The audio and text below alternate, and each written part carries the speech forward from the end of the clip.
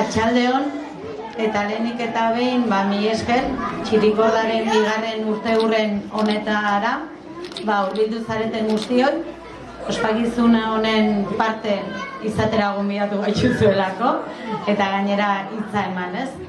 Izan ere nire ustez, daukagu gaur zer ospatua, hemen lan handia egin degulako guztiok, bai Txirikordako komunitatea, baita Usurbiliko udala ere, Txirikorda proiektu arrakastatsu bat izateko. Eta ez dut dudarik, egin dugun lanaren ondorioz lortu degula, esan bezala Txirikorda proiektu arrakastatsu bat izatea. Eta beraz, eman behar diogula gure buruari ere lizentzia ospatzeko, porque hau lorpen badalako, eta beraz lorpen kolektibo batean neurrin elkarrekin ospatzeko. Txirikordak zazte imaginatzen zer nolako leku esanguratsua topatu duen Euskal Herrian, eta baita ere Euskal Herritik kanpo ere. Amaigabea da egiten zaizkigun eskaerak Txirikorda ezagutzeko. Txirikordak badalako proiektu berritzaile bat, badalako proiektu eraldatzaile bat, eta ondorioz, interesa eta jakinmin handia piztutzen duelako Txirikordak, eta esan bezala, handik eta hemendik eskaera asko jasotzen ditugu proiektu hau ezagutzeko. Izan ere, gure inguruan ez dago gisa honetako proiekturik, eta ondorioz, egin behar izan dugun sormen lana, beti esaten deterako sormena dagoela hemen, eta ondia, izugarria izan dalako, ez? Bai udalaren aldetik, baina esaten nuen bezala Txirikordaren aldetik ere. Eta bagoaz, bidea egiten, urrats sendoz, Txirikordak etorkizun oparoa izan dezan, ez? Nik beti han eta hemen azpimarratzen dut ideia bat, eta proiektu hau arrakastatsua bada, da bertan bizi den komunitateak egiten ari den ahaleginaren gatik.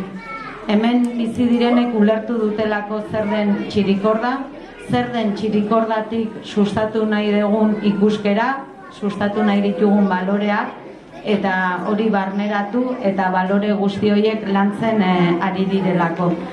Askotan esaten detelako Txirikordak ez diola soilik erantzuten etxe bizitza larrialdiari, horri ere erantzun nahi dio, baina Txirikordatik sustatu nahi dena hori baino gehiago da, ez? Bizi proiektu kolektiboak sustatzea, komunitatean bizitzea, eta gainera belaunaldi arteko proiektu batean bizitza, ez? Eta beraiek esan duten bezala, gaur egun nagusi diren jarrera individualistetan bizi dugun gizarte honetan, zer importantea horrelako proiektuak.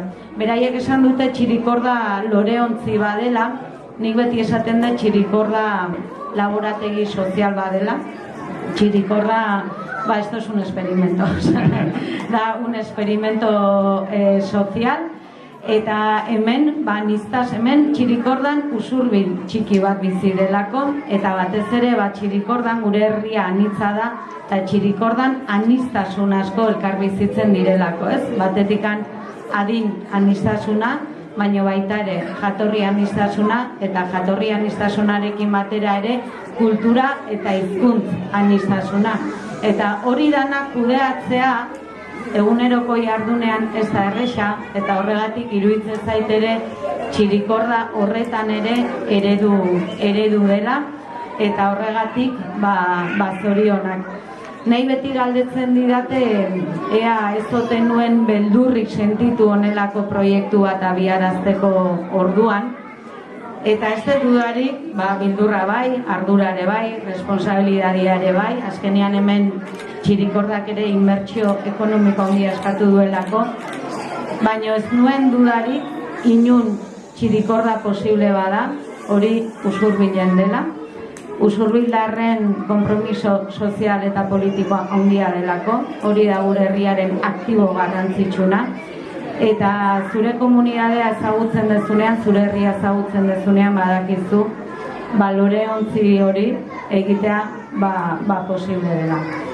Orduan, mi esker, zorionak egiten ari den bideangatik, segi bidea urratzen, segi eredu izaten, eta horrela jarraituko dugu elkarren laguntzan eta elkarren anparoan. Zorionak.